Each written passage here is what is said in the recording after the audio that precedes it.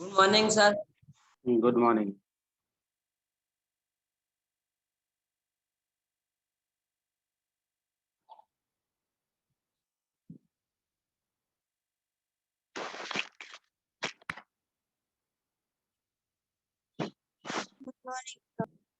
Good morning.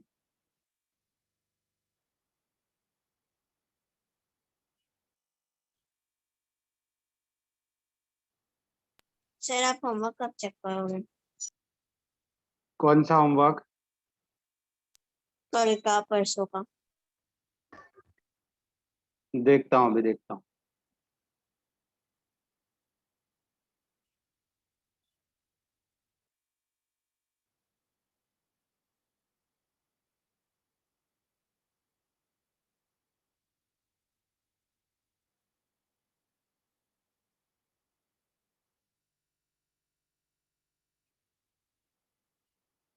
Good morning sir. Good morning.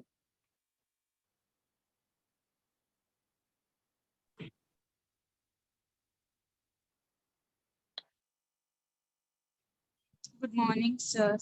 Good morning.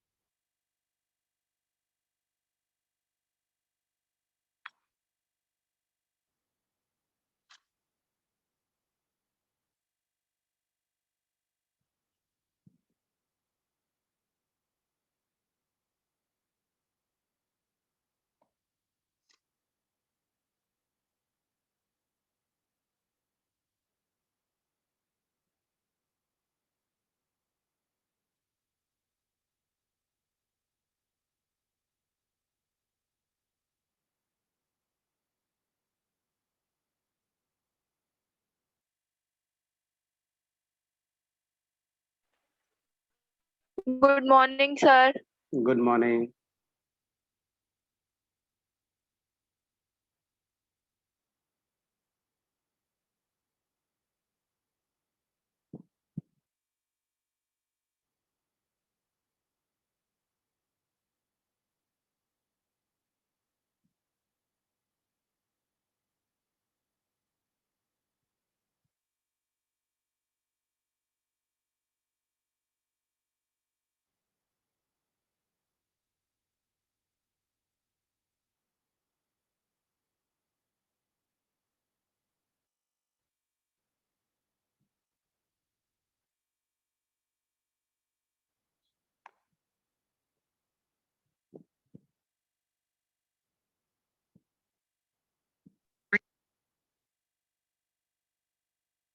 Sir क्या करा है आपने?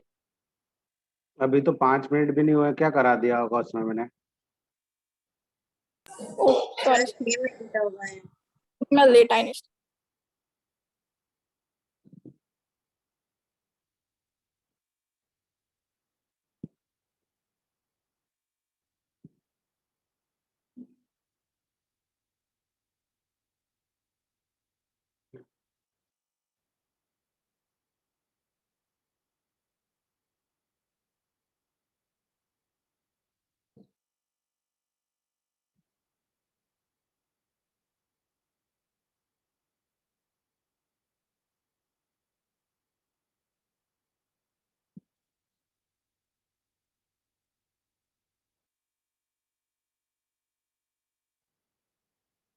बस इतना ही, और कोई आने वाला है? प्रियांशी और ये?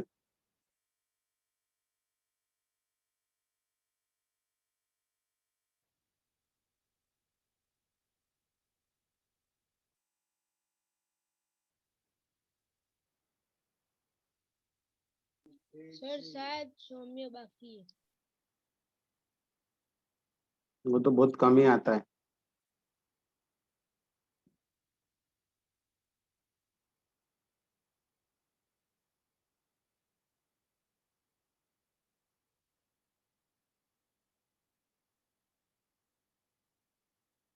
चलो जब तक वो आए तब तक सब अपना अपना होमवर्क दिखा दो जो दिया था वो। Yes, sir. सर ये मैंने डायरेक्ट कंटिन्यू किया है यहाँ पे। क्वेश्चन पूरा 2.2 यहाँ से चालू है। Question 1, question 2, question 3, question 4, question 5 यहाँ से कंटिन्यू। क्वेश्चन 6, क्वेश्चन 7, क्वेश्चन 9, 10 और 30। ओके, बाकी आर्यन, आर्यन तुमने किया होमवर्क? Yes sir. दिखाओ। हाँ सर।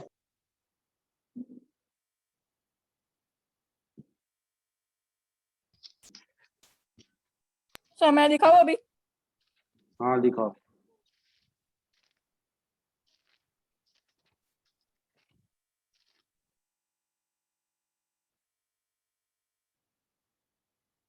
एक मिनट। दिख रहा है सर? हाँ अब दिख रहा है।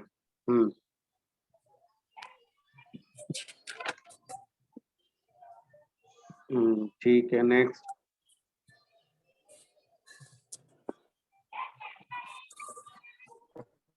सर सर मेरा 2 दिन का बाकी है, मैं नहीं थी। मैं आपको मंडे दिखा दूंगी।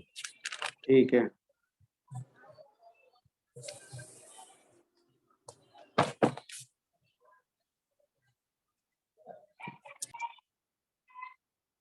हाँ चलो ठीक है।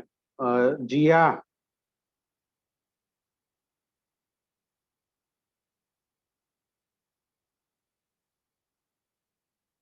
सर रह गया।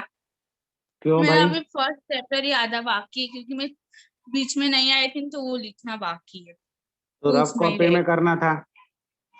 सर फिर डबल मेहनत करने ऐसा नहीं चलेगा। व्योम फिर से ज्वाइन सर क्यों हो रहा है आप? नेक्स्ट सैटरडे करूंगी। और शुभनूर तो गायब ही हो गई है। सर हाँ सर मैंने आपको होमवर्क बताया ना? हाँ बताया। सर ये मेरी मम्मी मान नहीं रही। हाँ आर्यन तुम दिखाओ।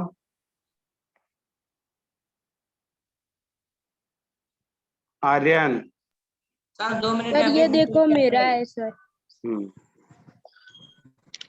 5 ये क्वेश्चन 6 ये खुद से किए हैं क्वेश्चन सबने के 7 कहीं से दिख कर किए हैं? खुद से किए हैं ना? ये क्वेश्चन 9 से किए हैं क्वेश्चन 10 हाँ। और ये सर क्वेश्चन 13। हाँ सर। व्योम खुद से किया है कि देख के किया है कहीं से? सर खुद से ही किया है। हाँ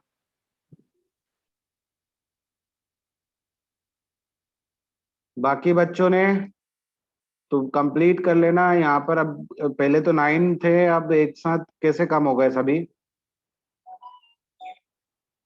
होमवर्क के नाम पे कम?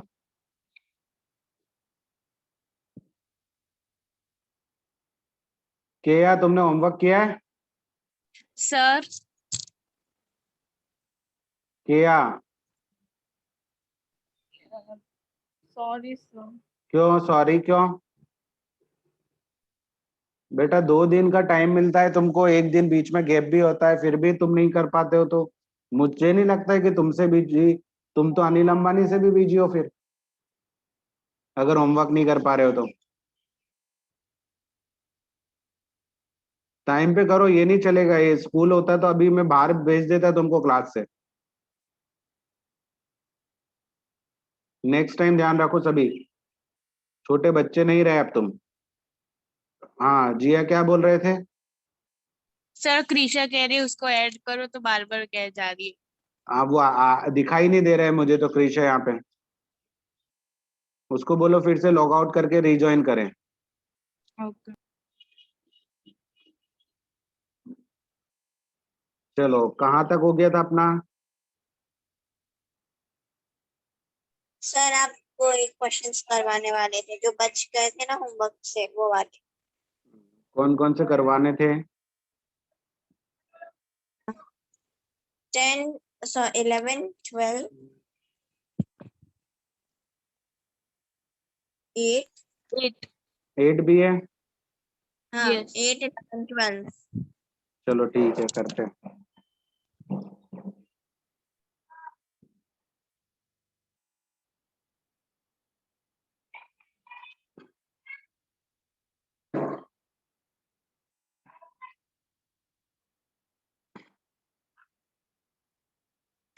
अब आपको यहाँ पर क्वेश्चन बोला गया है 3 कंसेक्यूटिव इंटीजर्स। तो मैंने आपको बताया कि 3 कंसेक्यूटिव इंटीजर्स कौन कौन से होते हैं। क्या सपोज करने चाहिए हमें, अगर कंसेक्यूटिव इंटीजर्स पूछे जाते हैं आपसे तो क्या सपोजिशन होना चाहिए हमारा। आप इस टाइप के क्वेश्चन कर चुके हो, बताओ। सबने खुद से किया है ना, यस सर। तो बोलो।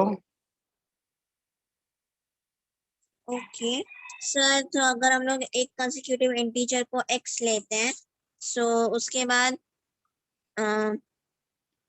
दूसरा देन 2x प्लस 3x। नहीं, रॉन्ग है। ठीक है ना, अगर हम एक कंसेक्यूटिव इंटीजर x लेते हैं तो दूसरा x+1 होगा, तीसरा x+2 होगा। 1 से इंक्रीज करना है।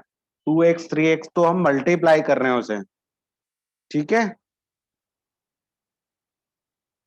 यस सर, पर बीच में नीचे वो भी लिखा है ना, मल्टीप्लाइड बाय 2 3 एंड हाँ 4 वो तो बाद में, बट हमें अगर सपोज करना है तो सपोज करने के लिए हम क्या करेंगे, तो भी आप गलत बोल रहे थे, ठीक है ना। यहाँ पर 3 का मल्टीप्लाई दोनों के साथ, तो सपोज करना पड़ेगा पहले कि वो 3 कंसेक्यूटिव इंटीजर्स क्या है।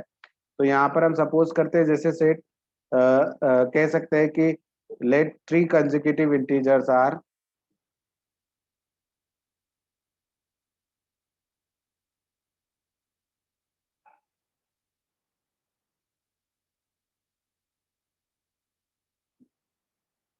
फर्स्ट होगा x, फिर दूसरा x+1 और तीसरा होगा x+2। अब आप x और 2x+1 हो गए तो वो 2 के साथ x का मल्टीप्लाई हो गया, 1 के साथ नहीं हुआ। अभी हमें 1 के साथ भी और 2 के साथ भी करना है। तो अब इन्होंने बोला है कि अगर हम उनको इंक्रीजिंग ऑर्डर में लेते हैं, तो इंक्रीजिंग ऑर्डर यही है, सबसे छोटा ये, फिर उससे बड़ा, फिर उससे बड़ा। तो इंक्रीजिंग ऑर्डर में हम उनको मल्टीप्लाइड करते हैं 2 3 4 से रिस्पेक्टिवली मतलब फर्स्ट को 2 से, सेकेंड को 3 से एंड थर्ड को 4 से। तो according to question,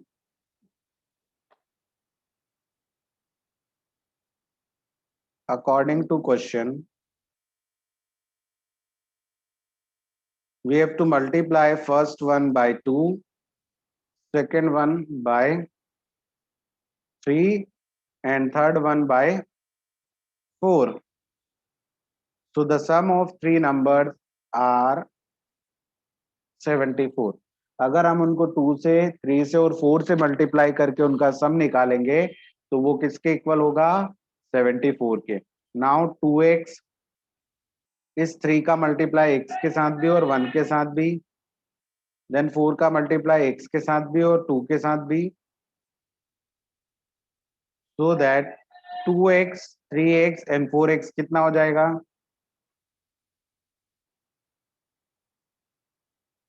9x, 8 + 3 11,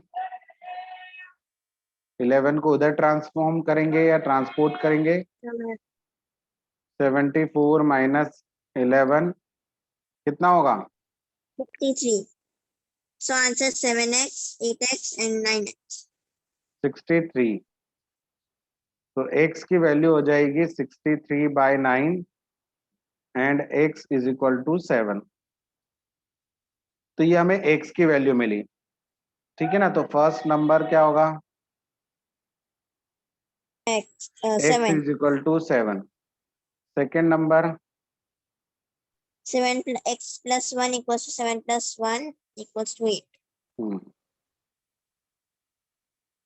third number 9 x plus 2. तो 7. 7 + 2 इज इक्वल टू 9। तो लास्ट में लिख देना देयरफॉर 3 इंटीजर्स आर 7 8 एंड 9, ठीक है। तो ये इस टाइप का क्वेश्चन था, इसलिए मैंने बोला आपको, क्योंकि आपको ये चीज समझ में नहीं आती। आप ये तो निकाल लेते कि 3 कंसेक्यूटिव इंटीजर्स ये है, बट थोड़ा सा क्वेश्चन में उन्होंने बोला था कि इनको 2, 3, 4 से मल्टीप्लाई करना था, तो किसको 2 से करना है किसको 3 से, वो आपका थोड़ा कंफ्यूजन होता। चलो ये नोट डाउन कर लो। नेक्स्ट क्वेश्चन कौन सा बोला है मैंने? 11 and 12.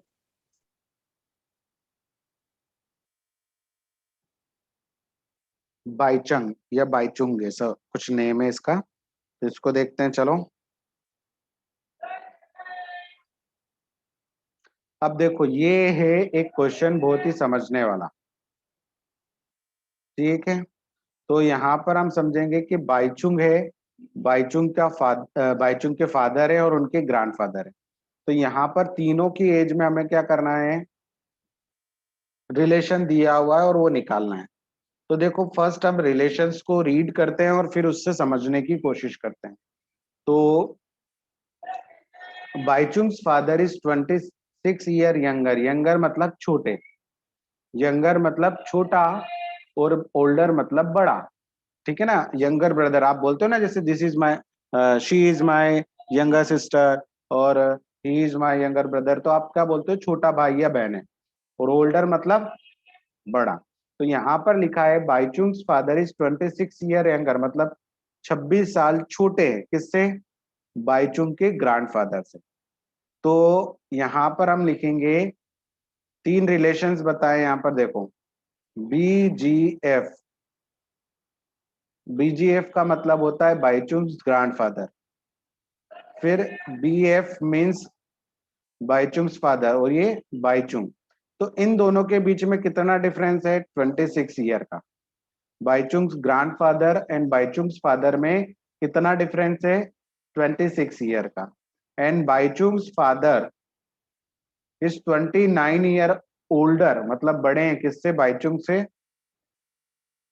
तो देखो अगर हम बाईचुंग की एज में 29 प्लस कर देंगे तो उसके फादर की एज मिल जाएगी, उसके फादर की एज में अगर हम 26 और प्लस कर देंगे तो बाईचुंग के ग्रैंडफादर की एज मिल जाएगी। फिर लास्ट में बोला कि इन तीनों की एज का अगर हम सम निकालेंगे तो 135। तो यहाँ पर हम सपोज करेंगे बाईचुंग की एज, ठीक है ना। तो let the present age of Baichung,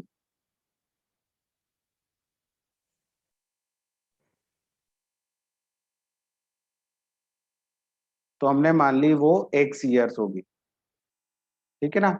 अब उसके फादर की निकालनी है, तो age of father, Baichung's father,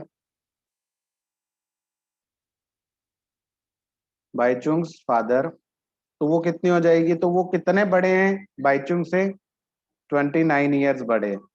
तो ये हमने 29 ईयर्स, ठीक है। अब एज ऑफ बाईचुंग्स ग्रैंडफादर,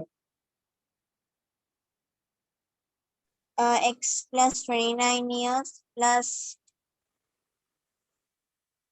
अब देखो 26 क्या years. करना है, हमें उसके फादर की एज में 26 प्लस करना है। तो उसके फादर की एज कितनी है, x प्लस 29, उसमें हम 26 प्लस कर देंगे। क्यों, क्योंकि ये पूरा उसके फादर की एज है, वो उसके फादर की एज से कितने बड़े हैं, 26। तो अब इसको हम सॉल्व करेंगे, तो x प्लस 29 प्लस 26, तो ये हो जाएगा 45, आई थिंक 55। तो मतलब वो बाईचुंग की एज से 55 ईयर बड़े हैं, ठीक है ना। ये हो गया, ये बाईचुंग की एज है, एक्स किसकी एज थी, बाईचुंग, तो उसके ग्रैंडफादर उससे 55 ईयर बड़े हैं। ये हमें तीनों की एज मिल गई। अब अकॉर्डिंग टू क्वेश्चन इन तीनों की एज को अगर हम प्लस करते हैं, ठीक है ना, तो हमें आंसर क्या मिलता है, 135। तो तीनों की एज मतलब बाईचुंग की एज प्लस बाईचुंग के फादर की एज प्लस प्लस बाईचुंग के ग्रैंडफादर की एज, इन तीनों की एज को मैंने प्लस कर दिया तो मुझे सम मिला 135। तो यहाँ पर x कितनी बार है, 3 टाइम्स, तो ये हो जाएगा 3x। 29 प्लस 55, तो 9 प्लस 5 वो 84, 5 to 7 84, 135, ठीक है ना। तो यहाँ से हम देखेंगे 36, sorry 3x is equal to 135 minus 84, तो which one is equal to 1 और 51। तो 3x is equal to 51 means x is equal to क्या हो जाएगा 17। तो एज ऑफ बाइचुंग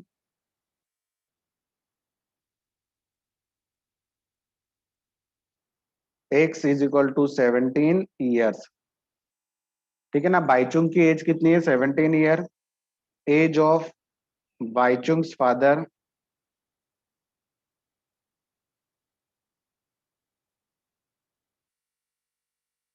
तो वो थी x प्लस 29, मतलब 17 प्लस 29 कितनी हो जाएगी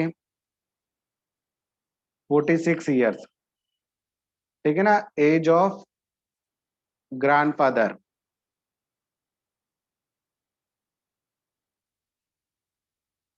तो वो थी x प्लस 55, मतलब 17 प्लस 55 कितना होगा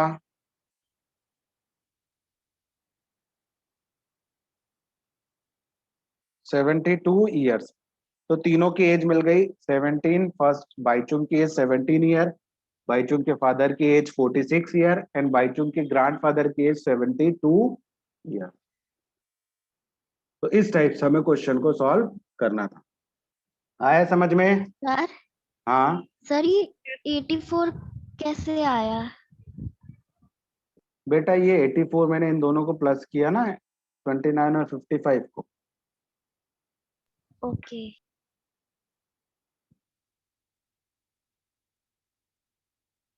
करो note down.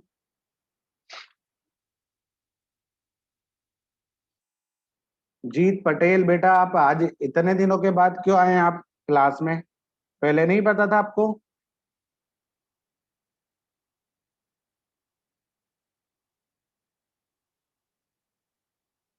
And Krisha join नहीं हुई है, क्यों?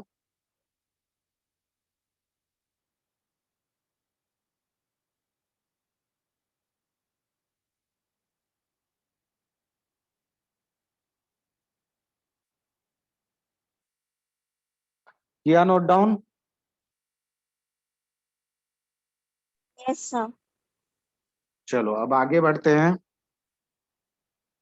क्वेश्चन 12। चलो क्वेश्चन 12 की तरफ।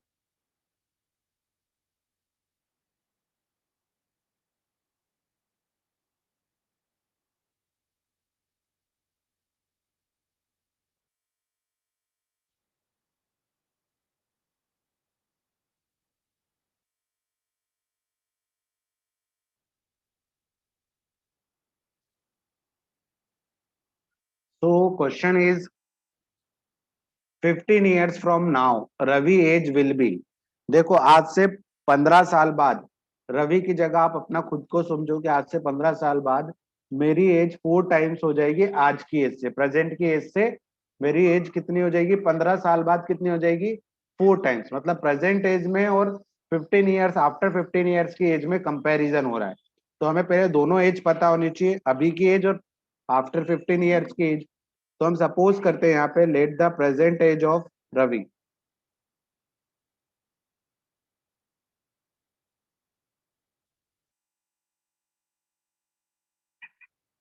तो कितनी हो जाएगी x years. Now after 15 years, तो यहाँ पे लिखेंगे age of Ravi after 15 years कितनी होगी? तो 15 साल और इंक्रीज कर देते हैं हम, 15 ईयर्स इंक्रीज किए तो ये हो गई, ये प्रेजेंट एज है और ये 15 ईयर बाद की। ठीक है ना, अब इन्होंने हमें रिलेशन दिया है, तो अकॉर्डिंग टू क्वेश्चन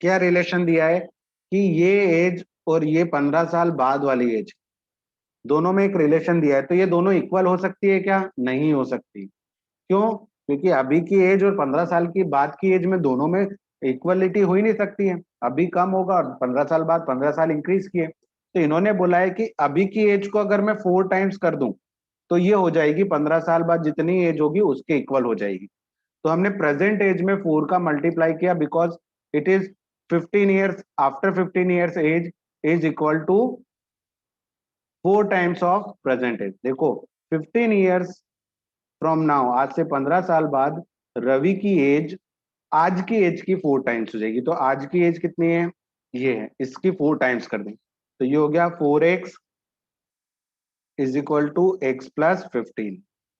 तो यहां से x इधर आएगा तो 3, चलो मैंने डायरेक्ट कर दिया था, 4x माइनस एक्स 15, तो x कितना आ जाएगा 3x इज इक्वल टू 15।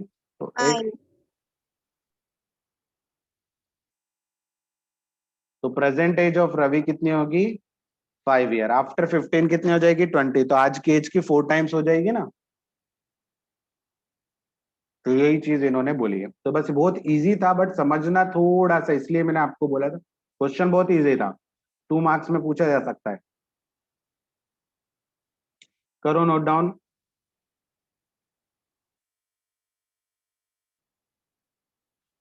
और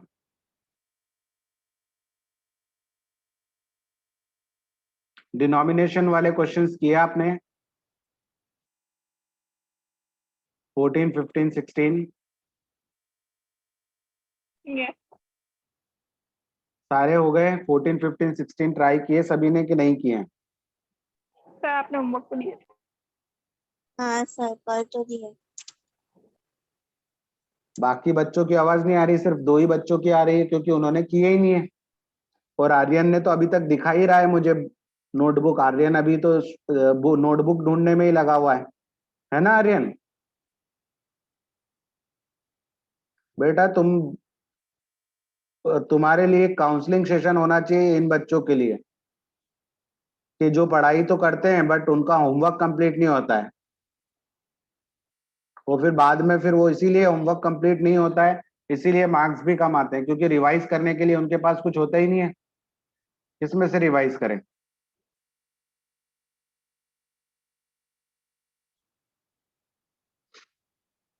स्क्रीन शेयर कर रहा हूं। फिर भी अगर आपको किसी क्वेश्चन में 13, 14, 14, 15, 16 में किसी में डाउट है तो आप पूछ सकते हो। ये देखो यहाँ पर रेशियो वाला क्वेश्चन है तो 2x, 3x, 5x मानेंगे। ये एक कॉइन वाला सिस्टम है, ये दोनों क्वेश्चन मैंने करवा दिए हैं। 2 और 5 के कॉइन दिए हैं, हमें 1 के कॉइन निकालने होंगे। तो टोटल कॉइन में से इन दोनों का प्लस माइनस करना होगा, प्लस करके 160 में से माइनस करना होगा। और ये ऑर्गेनाइजर वाला है, तो आप ये ट्राई करना तीनों क्वेश्चन जो बाकी सबने नहीं किए, फिर बाद में मुझसे पूछ सकते हो। पहले शो करना पड़ेगा कि आपने कहाँ पे ट्राई किया, या तो आप डायरेक्टली ये मत बोल देना कि समझ में ही नहीं आया। समझ में उन बच्चों को नहीं आता है जो बिल्कुल नहीं पढ़े हैं। सर जब हम यहाँ पे 2x प्लस 2x 3x लिखेंगे तो उनके बीच में साइन कौन सी आएगी? मतलब आपको सिर्फ सपोज करना है कि number of notes of 100 2x, number of notes of 50 3x, और number of notes of 10 5x, ऐसे लिखना है। ठीक है, Okay. तो ये ट्राई करना। अब हम सॉल्व करेंगे इक्वेशन को जब वेरिएबल दोनों साइड हो। किस साइड हो? दोनों साइड। इक्वेशन के दोनों साइड वेरिएबल हो तब इक्वेशन को कैसे सॉल्व किया जाता है। ठीक है ना। तो यहाँ पर हम देखेंगे एग्जाम्पल 12। तो एग्जाम्पल 12 में आपको दिखाई दे रहा होगा कि इस साइड भी x है और इस साइड भी, तो इस x को इधर ले जाएंगे और इस कांस्टेंट को इधर, तो ये हो जाएगा 2x माइनस एक्स और ये हो जाएगा 2 प्लस 3। तो क्या हो जाएगा x इज इक्वल टू 5। तो इस टाइप से हमें इक्वेशन को सॉल्व करना है। अब देखो 5x प्लस 7/2, तो यहाँ पर हम करते हैं इसको solve. 5x plus 7/2 is equal to 3/2x minus 14। तो देखो यहाँ पर हम x वाले को अलग लिख, ये कांस्टेंट पूरी टर्म इधर चली जाएगी और x वाली पूरी इधर, तो ये हो गया 5x माइनस 3/2x और ये हो गया माइनस 14 माइनस 7/2। तो ये दोनों शिफ्ट हो गए। अब यहाँ पर हमें एलसीएम लेना होगा, इधर भी एलसीएम लेना होगा, तो 2 ही आएगा। तो इधर 2 से मल्टीप्लाई कर देते हैं। 5x को भी 2 से मल्टीप्लाई किया और 1 को भी 2 से, और ये 3/2x कर दिया। यहाँ पर भी -14 को भी 2 से मल्टीप्लाई किया ताकि हमारा डिनोमिनेटर सेम हो जाए। तो 5 2 ज़ा 10, तो 10x/2, ये हो जाएगा 3x/2, ये हो जाएगा -28/2 एंड ये हो जाएगा 7/2। तो यहाँ पर एलसीएम लेंगे तो 2 ही आएगा, तो 10x माइनस 3x, यहाँ पर हो जाएगा 2 -28 -7। तो अब इसको आगे सॉल्व करेंगे तो 10x में से 3x जाएगा तो 7x/2, ये हो जाएगा -35/2। अब क्या होगा, ये नीचे वाली वैल्यू ऊपर के साथ मल्टीप्लाई हो जाएगी, तो 7x -35 इंटू 2 अपॉन 2, तो इस 2 से 2 कैंसिल। अब ये 7x इधर जाएगा तो डिवाइड में चला जाएगा, तो -35/7, तो ये हो जाएगा 5। तो x इज इक्वल टू -5 बचेगा सर। ठीक है ना, नीचे वाला ऊपर के साथ मल्टीप्लाई, ऊपर वाला नीचे के साथ मल्टीप्लाई, तो इसे बोलते हैं क्रॉस मल्टीप्लिकेशन। जब हम ट्रांसपोर्ट करते हैं ना एक जगह से दूसरी जगह, ठीक है ना, तो ये ऐसा हो जाता है, ये नीचे वाला ऊपर मल्टीप्लाई हो जाता है, ऊपर वाला नीचे, प्लस वाला माइनस हो जाता है और माइनस वाला प्लस हो जाता है। ठीक है, तो ये आप नोट डाउन कर लो, जब दोनों साइड वेरिएबल है तब हम इक्वेशन को ऐसे सॉल्व करेंगे। ये आपकी टेक्स्ट बुक में दिया ही है वैसे। अब आपको एक्सरसाइज 2.3 जो है वो सॉल्व करनी है कंप्लीटली। आपके पास एक दिन का पूरा, आज का पूरा टाइम है, कल संडे का पूरा टाइम है, मंडे को में भी आपकी क्लास होगी, या शायद मंडे को नहीं होगी तो ट्यूसडे को, मंडे को होगी। ठीक है, तो उस टाइम तक आप कर सकते हो। तो आपको एक्सरसाइज 2.3 में शेयर कर रहा हूं, आप इसमें से कोई क्वेश्चन ऐसा लगता हो कि जो थोड़ा डिफिकल्ट हो सकता है, आप करके बता दीजिए सर, तो वो मैं कर सकता हूँ। सर मुझे 10 वाला पता नहीं चल रहा है। 10 वाला क्वेश्चन, चलो तो 10 वाले क्वेश्चन को अपन कर लेते हैं। क्वेश्चन नंबर 10 है 3m एक्सरसाइज 2.3 में।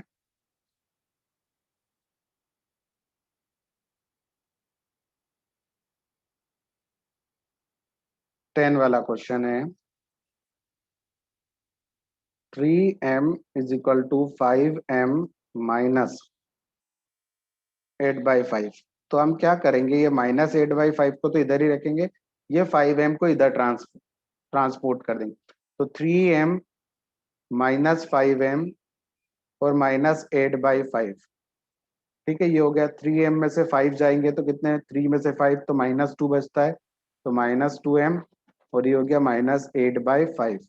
अभी मैंने आपको बताया कि ऊपर वाली इसके अपॉन में 1 है, तो 1 का मल्टीप्लाई इधर हो जाएगा और इस 2 का मल्टीप्लाई इधर, तो सिर्फ, हाँ सर ये आपने 3m -5m क्यों किया, प्लस नहीं आएगा?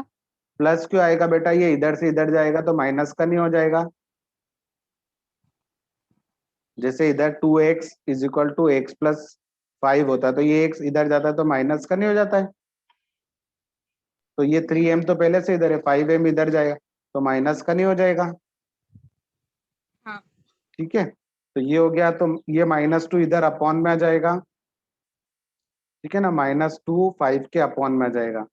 चलो मैं लिख देता हूँ, 5 तो पहले से था, -2 और आ गया, तो ये माइनस और ये माइनस क्या हो जाएगा, प्लस, ये 2 से ये क्या हो जाएगा, कट हो जाएगा, तो m की वैल्यू हो गई 4/5। अब देखो, इसको अलग तरह से एक और मेथड से कर सकते थे, 3m is equal to 5m minus 8/5। इस 3m को इधर भेज दें और इस 8/5 को इधर भेज दें, तो जब 3m उधर जाएगा तो क्या बच जाएगा, इधर 0, और ये इधर आएगा तो प्लस का हो जाएगा, और ये 5m उधर ही था, ये 3m उधर चला गया तो 3m माइनस का हो जाएगा। तो ये हो गया 8/5 इज इक्वल टू 2m। तो यहाँ से इसको फिर से नीचे भेजेंगे तो ये हो जाएगा 8/5 मल्टीप्लाई, मैंने बोला है ऊपर वाली वैल्यू जब नीचे आएगी तो वो नीचे के साथ मल्टीप्लाई होगी, और इधर से कोई वैल्यू इधर जाएगी तो ऊपर से मल्टीप्लाई, तो वही 2 1 जा 2, 2 4 जा, तो यहाँ से भी आंसर सेम आएगा 4/5। ठीक है ना, यहाँ पर क्या हुआ था, दोनों आंसर माइनस में आ रहे थे, तो माइनस माइनस क्या हो गया था, प्लस हो जा रहा था। ठीक है ना, ये हो जा रहा था, तो यहाँ पर दोनों पॉजिटिव कर लिया हमने, तो आंसर सेम ही आएंगे। आप कोई भी मेथड अप्लाई करो, ये वाली या फिर ये वाली। आया समझ में? यस। चलो नोट डाउन करो। इसके अलावा और भी कोई क्वेश्चन हो देख लो, मैं स्क्रीन शेयर कर रहा हूँ, पहले से नोट डाउन कर लो।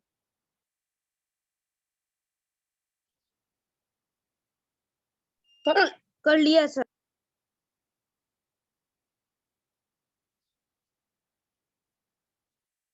अब देख लो आप।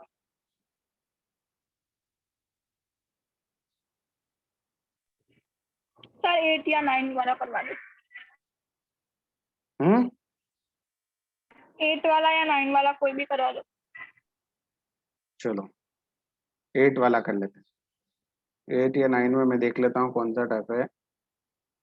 8 वाला कर लेते हैं, 9 वाला तो इजी है। ठीक है, तो 2x/3 फिर +1 इज इक्वल टू 7x/15 और +3। ठीक है ना, तो देखो ये 7x/15 बड़ा है कि 2/3x, तो ये हम क्या करते हैं, 7x/15 को इधर ले आते हैं, यहाँ पे +1 था और इस 1 को इधर ले जाते हैं। ठीक है, हमने क्या किया, इस 1 को उधर शिफ्ट किया और 7x, तो आप किस साइड भी ले सकते हो। तो 2x/3 था, ये 7x इधर आएगा तो माइनस का हो जाएगा, ये 3 पहले से ही राइट हैंड साइड में था, ये 1 उधर जाएगा तो माइनस का हो जाएगा। अब यहाँ पर देखो एलसीएम लेंगे तो 15 आएगा, तो इसको 15 बना लेते हैं। अब डायरेक्टली हर बार एलसीएम निकालने की जरूरत नहीं होनी चाहिए आपको कुछ वैल्यूज तो पता होनी चाहिए कि इसका एलसीएम यही आएगा। जैसे 3 और 15 का एलसीएम 15 ही आएगा, क्योंकि दोनों एक ही टेबल में आते हैं और सबसे बड़ा नंबर 15 है। तो ये हो गया 3 - 1 हो गया। अब यहाँ पर इसका मल्टीप्लाई करेंगे, 2 × 5 = 10, तो 10x/15 - 7x/15 is equal to 2। तो यहाँ पर एलसीएम क्या है, 15 है, मतलब डिनोमिनेटर सेम है, तो 10x - 7x is equal to 2 हो जाएगा। इस 15 को इधर भेज देंगे, तो जब ये 15 इधर जाएगा तो यहाँ बचेगा 10x - 7x और ये मल्टीप्लाई हो जाएगा 2 के साथ, तो ये हो जाएगा 3x इज इक्वल टू 30। ये 3 इधर जाएगा तो डिवाइड में चला जाएगा,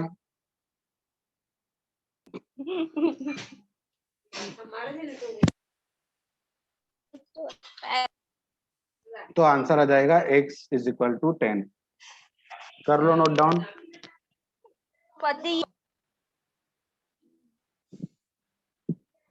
समझ में आया? व्योम इधर Yes. ध्यान दो। ठीक है, तो ये 8 क्वेश्चन था, 10th भी मैंने करवा दिया। बाकी के क्वेश्चन बहुत ही इजी हैं, आप उनको खुद से भी ट्राई कर सकते हो। ठीक है ना, और होमवर्क मिल जाना चाहिए नेक्स्ट टाइम मंडे या ट्यूसडे जब भी क्लास हो कंप्लीट। यस। Okay, sir. ये कंप्लीट करो। ये स्क्रीनशॉट ले लिया? यस। यस। चलो ठीक है, बाय। Bye, sir.